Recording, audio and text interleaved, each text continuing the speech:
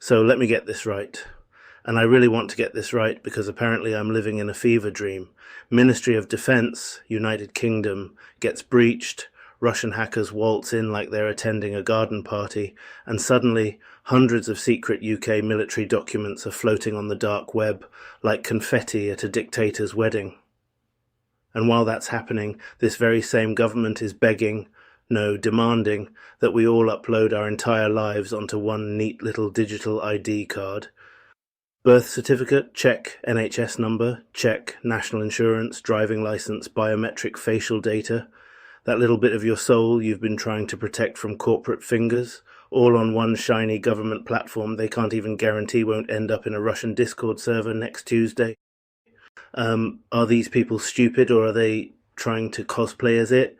Because I genuinely can't tell anymore. We've got ministers who can barely navigate their own email, acting like they're the Avengers of cybersecurity. Meanwhile, the actual villains, not the caped comic kind, but the hoodie and keyboard kind, are having a buffet on the dark web with military-grade secrets as hors d'oeuvres. This isn't just embarrassing, this is catastrophic incompetence wrapped in the smug smile of a man who's never been hacked in his life because he has someone else checking his inbox. They keep telling us to trust the system. But what system? The one that's currently being used as a chew toy by Russian hackers, the one where your data is only safe if a foreign teenager doesn't feel like flexing their skills on Telegram tonight. Let me spell this out clearly. The British government can't keep its own secrets safe, but they want to hold yours. Every single sensitive thread of your existence tied up neatly in one place. That's not security.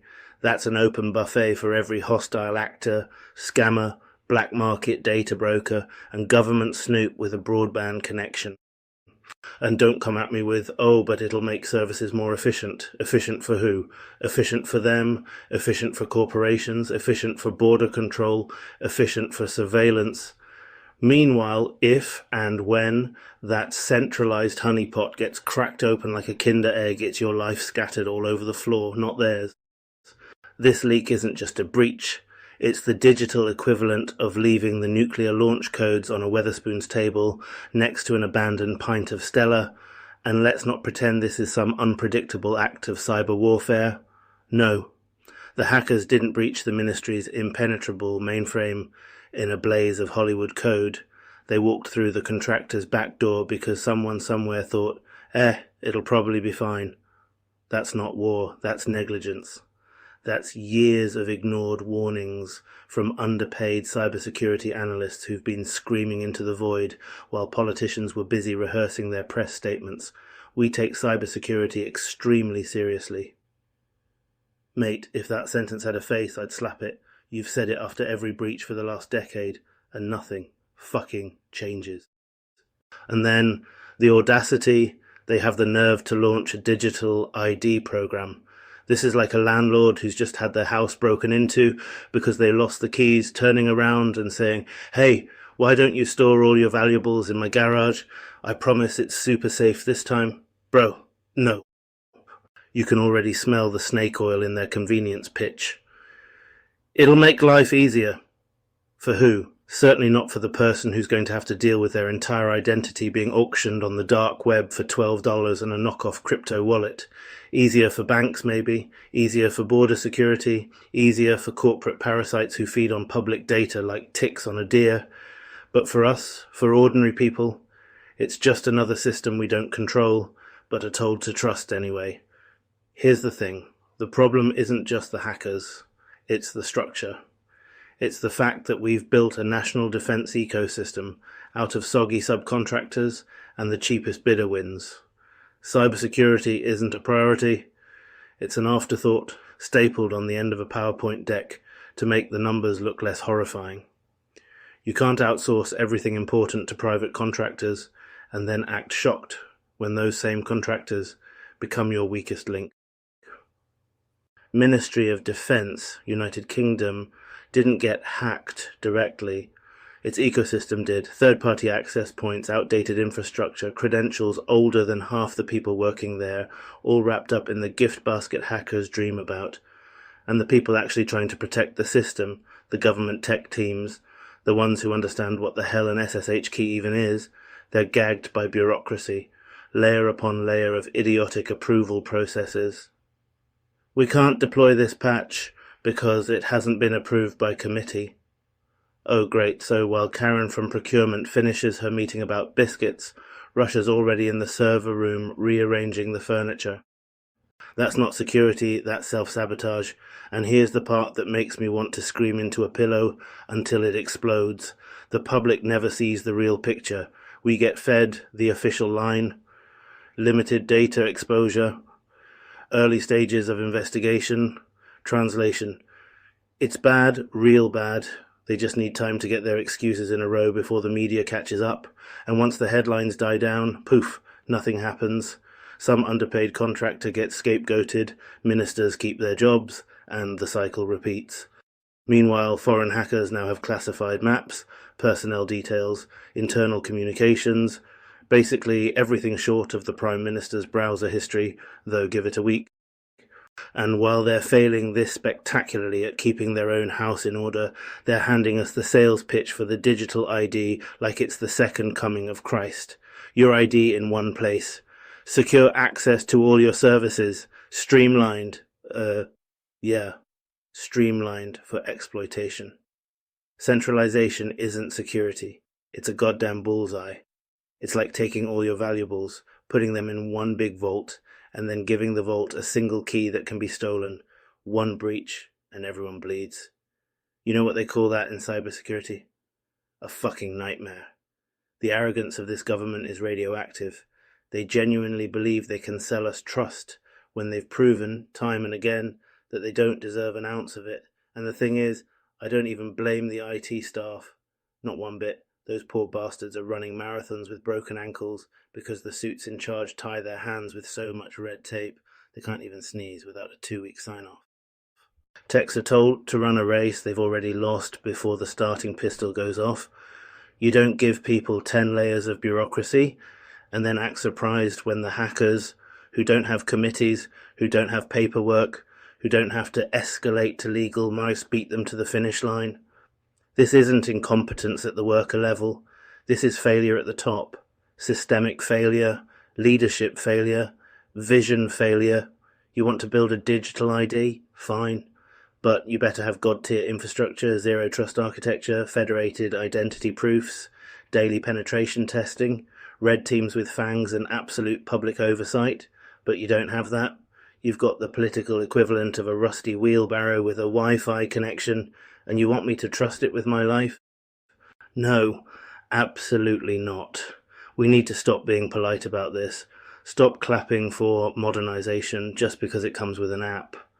Centralized digital ID isn't a neutral tool. It's power, and in the hands of a government this incompetent, it's a loaded gun pointed at every citizen's privacy. Let's be crystal clear here. This isn't just about privacy. It's about vulnerability. You get breached now, it's your bank account, your name, your address. You get breached under a mandatory digital ID system, it's your entire existence. You don't just lose data, you lose agency, you lose control, you become a walking barcode in someone else's system. And they will sell it as inevitable. They always do. The future is digital. Modern nations are adopting ID systems. We can't be left behind. Oh please. If the future involves giving all my personal data to the same government that can't keep a military contractor's laptop from being turned into a cyber sieve, then you can keep that future. I'll pass. The solution isn't more centralization, it's less. Decentralize identity, federate it, give the power back to the individual. Make IDs portable, revocable, encrypted to the teeth, and resistant to single-point failures. Don't build a golden vault. Build a maze of locked doors that only the owner can open. And while we're at it, how about accountability that actually fucking means something? When these breaches happen, don't just scapegoat the lowest bidder, strip contracts, fine them into bankruptcy, throw heads at the top out of their cozy offices. If a private contractor can't secure critical systems, they shouldn't be allowed to handle critical systems, period. And the victims of these breaches, real people with lives and families, shouldn't be left with, oh well, sign up for this free credit monitoring. No. They should be compensated, protected, and supported because they're paying the price for someone else's incompetence. But the state won't do that, will they? Because the state never has to live with its own mistakes. That's the kicker. The hackers get trophies, the ministers get statements, the public gets shafted, and then the whole carousel spins again. This digital ID project is not about making your life easier. It's about making their control easier. It's about streamlining surveillance, automating checks, and quietly tightening the leash. Don't be fooled by their sleek marketing. Nothing about this is safe. The most dangerous sentence in politics is trust us, especially when it's coming from people who can't secure a spreadsheet. They're asking you to surrender your digital sovereignty to the same bureaucratic crypt keepers who couldn't stop a cyber breach if the password was taped to their forehead. They're asking you to believe, against all evidence, that this time will be different. It won't. History says no. Logic says no. Common sense says fuck no. If the government wants my trust, it can earn it the hard way, not with press conferences, not with robust security buzzwords, with proof, with transparency, with skin in the game. And until then, this digital ID fantasy can rot in the same bin where they left our data security. This is not fear-mongering. This is realism. You're not paranoid if they actually can't protect your information. You're not being dramatic when they keep proving they're incapable. This is what happens when incompetence meets power. People bleed for it. So here's my answer to the government. No. No, I will not hand over my life to a system you can't even keep from being cracked open like a warm beer can. No, I will not play guinea pig while you let foreign hackers run laps around your servers. No, I will not participate in your surveillance wet dream wrapped in PR glitter. You want to build trust? Earn it. Until then, fuck off with your digital ID. And to everyone listening, stop letting them gaslight you into compliance. This is just how the world works now, is not a valid excuse. We get to demand better, we get to say no, we get to fight for systems that protect us rather than hand us to the wolves. Because at the end of the day, it's not their identity on the line, it's yours, and if they can't protect their own secrets, they sure as hell don't deserve yours. Not right, not left, just real. They told us to be careful with words. They taught a nation how to bow to the language of caution. We mustn't inflame tensions. We mustn't jump to conclusions. We mustn't say anything that might upset community cohesion. So while brave little girls were being ruined, we applauded silence. And now the whole rotten thing is falling apart on Starmer's watch, and the people in charge are wrapping themselves in process like it's a fucking duvet. Let's be direct, this isn't some distant scandal tucked away in dusty pages. It is a swamp of real human ruin. Rotherham, Rochdale, Telford, Oxford, towns where children were hunted and adults closed their eyes because the political cost of looking was too high. In Rotherham alone, at least 1,400 children were groomed, trafficked, raped and tormented across decades. Social workers filed reports that went nowhere. Police called the victims prostitutes. Councils and leadership chased the politics of community relations instead of doing the jobs they were paid to do, protect the vulnerable and punish predators. That isn't nuance, that is betrayal. And now the so-called national inquiry, the mechanism supposed to dig its hands into this mess and pull the truth out, is crumbling. Survivors who signed up to be believed, they're quitting in disgust. Would-be chairs, they're walking away. The structure set up to give survivors voice is hollowing out before our eyes. The same institutions that failed the victims for decades are now the ones designing how the truth will be told. And that's the definition of a conflict of interest. Keir Starmer, who spent years ringing the bell of legalism and the rule of law, who made a career of being the lawyer's lawyer, watch this fumble get baked into public collapse and talk to us like a man reading from a script. He did the thing he does best, moderate tone, soft cadence, tidy sentences, a polished mailbox of words while the house literally burns. If you want the real verdict, Starmer's response is cowardice masquerading as competence. He will say the right words in the right register to the right panels. He won't get his hands dirty. He won't risk the headlines. He will not call out the rot in the thick, ugly way that actually demolishes it. He will choose process over punishment, meetings over momentum, comfort over consequence. He is a neat manager of decline, and that in politics kills you. Because this scandal is not about delicate conversations. It's about criminal sports teams of predators who ripped a generation to pieces and left institutions so tangled in political fear they'd rather protect reputations than children. That's the real crime.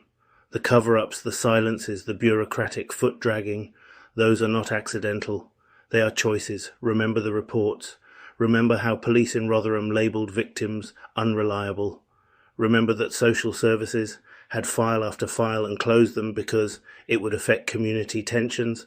Remember Rochdale, where girls were dismissed. Remember Telford, where survivors called and were not rescued. The system turned its head for fear of being called racist or for fear of creating tension. So what did it do? It swapped action for optics. It preferred a quiet corridor conversation to the messy business of justice. And these are choices Labour and this country's leaders have been unwilling to face squarely. Let's not pretend Starmer is an innocent bystander here. He was Director of Public Prosecutions.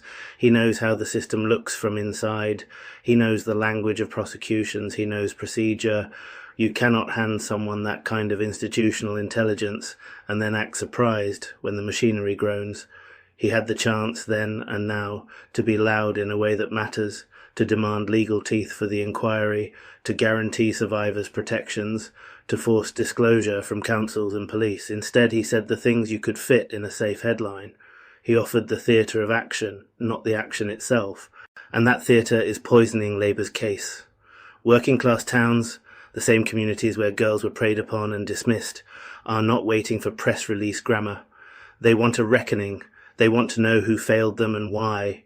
They want names and consequences. They don't want a parliamentary safety blanket stitched with consultation and scope and terms of reference while the heavy lifting is postponed until everyone forgets why it mattered. If you're a politician and you value your career, you'll keep the language smooth and the profile tidy. If you are a leader, you'll take grief and risk so the work gets done. Starmer prefers tidy. The collapse of the inquiry isn't just an administrative failure, it's a moral one. Survivors who walk away do not do so because they're dramatic. They do so because they understand the sting of being used to create optics. They understand when a process is designed to be harmless. They sense the moment politicians and institutions prefer the appearance of doing to actually doing.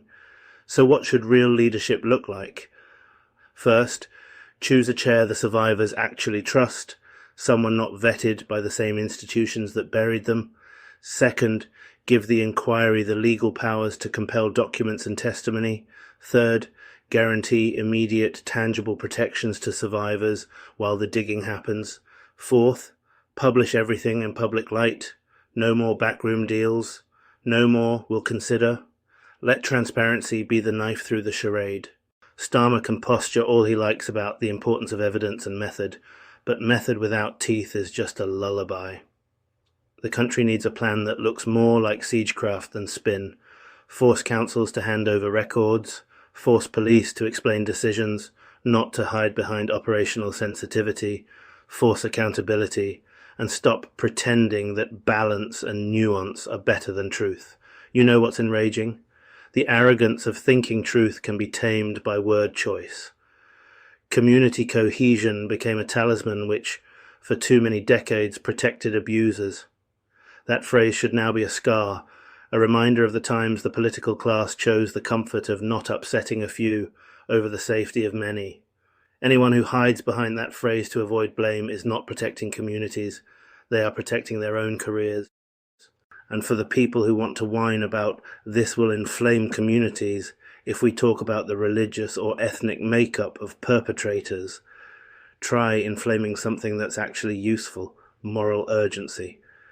Talk about how institutions failed citizens, call out the cowardice, demand command. There is a difference between fair, evidence-based inquiry into patterns of offending and a lazy, bigoted finger-pointing. A proper inquiry can look at causes, cultures, attitudes, and structures without devolving into scapegoating, But that requires guts. It requires naming hard truths and taking the blowback. Many in power prefer to phrase and plan rather than act. The politics of this will not be kind to Labour if Labour continues as it is. People remember who spoke up when the country was brutalised. They remember who sat on the fence. Voters in towns where daughters were taken will not be mollified by a smooth voice and a neatly worded promise. They want action. They want consequences. They want to see abusers named, institutions reshaped, people held liable. Starmer's measured approach gives voters the sense he's more afraid of the headline than the harm. That fear, that obsession with optics, is the real virus in politics. It eats any chance of moral leadership alive. So here's the bottom line. If Keir Starmer wants to be remembered as anything more than a polished caretaker, he must stop being careful. He must choose bold measures over bland sentences. He must accept the short-term chaos of dismantling rotten practices for the long-term sanity of a country that wants justice. If he doesn't, if he instead keeps fumbling this inquiry with terms and committees and safe names, then the Labour Party will pay the price. They'll lose not because they were incompetent at messaging, but because they were morally timid when it counted. That is unforgivable. We are not asking for vengeance. We are asking for process that actually delivers justice. We are asking for a state that protects its children and does not fold when something ugly collides with political cowardice. We are asking for survivors to be honoured with sincerity, not used for press cycles. To every politician who treats this as a PR problem, stop. To Keir Starmer, stop being a manager of comfort and start being a leader of disruption. Call out the rot, appoint the people survivors trust, give the inquiry the teeth to bite, and stop choosing the safety of your career over the safety of children. And if you won't, then the people who were failed will remember who looked pretty while the world burned. They will remember the polite voice that kept the lights on in a room that was on fire. History does not spare the neat. This is not negotiable. This is not a matter for spin desks or opinion polls. This is raw human damage and it needs goddamn truth. Stand for it or get the fuck out of the way. Not right, not left, just real. The Boomerang Border, a monologue on Britain's humiliation. They love their slogans, don't they? Stop the boats. Take back control. Secure borders. All those neat little phrases polished by overpaid PR goblins in suits. But slogans don't build walls, they don't secure borders, they don't stop dinghies, and this week, this glorious, humiliating week, the curtain got yanked back, and what we saw wasn't border control, it was a punchline. We deported a man to France, and he came back on a boat. This isn't some twisted thriller, this is a farce, a spectacularly embarrassing, gut-punching farce that exposed what many of us have been screaming for months. This government couldn't secure a wet napkin with duct tape. We flew him out, aka the empty flex. Let's start at the top. The government paraded this one-in, one-out scheme like it was the second coming of border control. A serious solution, they called it. We'd finally send them back. A joint deal with France, tough, strategic, efficient. They put him on a flight. They patted themselves on the back. They whispered to the tabloids, "Look at us being serious grown-ups." Except their grand display of power collapsed the second the plane wheels left the tarmac. Because the moment that man touched down in France, the only thing standing between him and the UK was the English Channel and our so-called strong border. That strong border folded like wet cardboard. This is not a small detail. This is the first high-profile deportation under the new scheme. The debut performance, the one meant to set the tone, the warning shot to others. Instead, it sent one message loud and clear. Britain's border is a revolving door with a wet floor sign. Border control my ass. How the fuck does someone you've deported get back that fast? The Channel is supposed to be one of the most heavily monitored migration routes in the world. Billions have been sunk into patrols, drones, sensors, boats, deals, fences, cooperation frameworks. You can't fart near Calais without a minister tweeting about it, and yet one man, one dinghy, one crossing, And he's back. That's not secure. That's a sieve with branding. If we can't even keep out the people we've already flown out, what does that say about everything else they're bragging about? It says they have no control. None. Zip. Nada. It says their much touted border plan is a fragile illusion. It says they are all talk, no teeth. Imagine spending millions on security, only for a man to get back faster than most people get an Amazon delivery. That's not border control. That's the border equivalent of a screen door on a submarine. A humiliation wrapped in a dinghy. You know what's worse than a policy failing? A policy failing immediately? This wasn't a slow crumble over time. This wasn't a leak discovered months down the line. No, this was instant karma. First deportation under the new scheme. Bam! Man's back in the UK, like a boomerang with a pulse. And the kicker? It wasn't even clever. It wasn't a mastermind escape. It was a dinghy, a glorified inflatable with an engine. A piece of rubber and some petrol made a mockery of everything the British state claims to stand for. All those border patrol operations, all those "we will not tolerate illegal re-entry" statements, all the chest beating in the House of Commons, obliterated by a single cheap boat. You don't need a think tank to understand what that means. The system is a joke, and not a funny one. We're run by amateurs. Every time the government opens its mouth about migration, it sounds like a high school drama club pretending to run a country. They keep making big, loud announcements about control, deterrence, order, but in reality, their policies collapse the second someone tests them. They didn't just lose track of this guy. They handed him a map. They deported him, then left the door open. What this tells me, what this should tell every breathing human in Britain, is that there is no functional operational capacity behind their slogans, no real coordination, no real follow-through, just vibes and photo ops. The Home Office has spent years inflating itself as some kind of fortress, but this incident shows it's more like a clown car with a badge on the bonnet. The border as a revolving door. Let's break it down in simple, brutal logic. If a deportation isn't permanent, it's not a deportation. If removal doesn't stop re-entry, it's not deterrence. If border control can't catch someone who already went through the system, it's not control. This isn't complex. If they can't stop one deported guy, what happens when hundreds try? Thousands? Because believe me, news like this travels fast.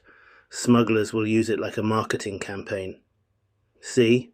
Even if they deport you, you can get back in. Easy. One man just proved the system's soft underbelly. And once you prove a weakness like that, others exploit it. It's not just a humiliation, it's an invitation. The great security pantomime. What we've got in this country isn't border security, it's a theatre production. Act 1, we're tough. Act 2, we fly him out. Act 3, he sails back while we're still clapping. They've turned national security into an amateur panto. You can practically hear the audience shouting, "He's behind you," while Border Force pretends not to see it. Every minister involved in this should be dragged across a select committee table and asked, "How the fuck did you let this happen?" Because this isn't a paperwork error. This isn't a small crack in the system. This is a gaping hole big enough for a rubber boat to glide through. Billions spent, nothing secured. Here's the part that really stings. They've been spending billions on this shit. Joint patrols, drone surveillance, naval operations, intelligence sharing with France, high-tech detection systems, new powers and rapid return mechanisms. And all of that was outsmarted by one dinghy. It's like buying a 20-foot steel gate for your mansion and leaving a cat flap wide open, and don't you dare tell me this was an isolated incident. That line is their favourite. Every scandal, every failure, every humiliation, isolated incident. A single incident here, a teething problem there, until suddenly the entire system is just teething forever. No, it's not isolated. It's proof of systemic weakness. This is why trust is dead. People in this country are tired of governments that talk like Rottweilers and act like goldfish.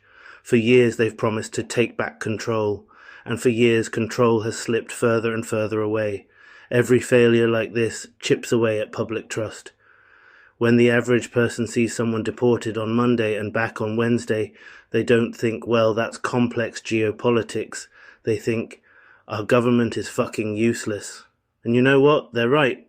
You can't keep shouting about strong borders when your flagship deportation scheme is undone by a bloke with a dinghy. That's not strength, that's clownery. Where the fuck is the accountability? Someone should be answering for this. In any serious country, this would be a political earthquake. Heads would roll, statements would be made, security overhauls would be demanded. But in Britain, we get a press release. A carefully worded pile of verbal custard about working closely with partners and reviewing operational procedures. Translation: we've fucked it, but we'll talk slowly and hope no one notices. I notice, you notice, and every smuggler in Europe sure as hell noticed.